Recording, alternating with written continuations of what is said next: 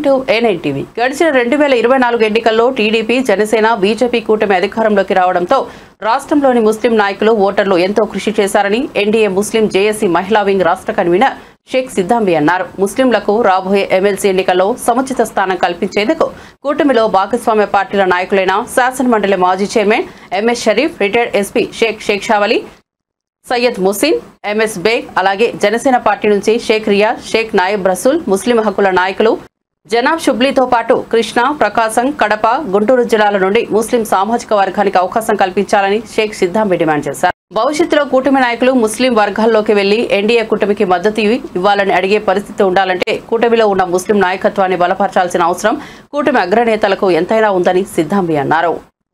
గత ఎన్నికల్లో కూటమి ప్రభుత్వం కోసం ఎన్డీఏ కూటమి జేఏసీ తరపు నుంచి ముస్లిమ్స్ ఎంతో కృషి చేయడం జరిగింది. వారిని గుర్తించి ఇప్పుడు రాబోయే ఎమ్మెల్సీ ఎన్నికల్లో ముస్లిమ్స్కి కూడా ప్రాధాన్యత కల్పించి అందులో ఒకటి అవకాశం కల్పించమని ఎన్డీఏ కూటమి జేఏసీ తరపు నుంచి మేము కోరడం అయింది.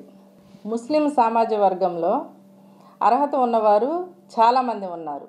వారిలో పేరున తీసుకుంటే శాసన మండలి మాజీ చైర్మన్ షరీఫ్ గారు, రిటైర్డ్ ఎస్పీ షేక్ షేక్షావలి గారు, సయ్యద్ మొహసిన్ నియాజ్, ఎంఎస్ బేగ్ జనసేన నుంచి షేక్ రియాజ్ గారు, షేక్ నాయబ్ రసూల్ గారు, ముస్లిం హక్కుల నాయకులు జనాబ్ షుబిల్లీలు కృష్ణా జిల్లా, గుంటూరు జిల్లా నుండి, ప్రకాశం జిల్లా నుండి, కడప జిల్లా నుండి ఉన్న నాయకులలో ఒక్కరికైనా అవకాశం కల్పించమని మేము ముస్లిం తరపున కోరుకోవడం అయింది. మా సామాజిక వర్గానికి కూడా ఒక అవకాశం ఇచ్చి గుర్తించమని మరి కోరడం అయింది.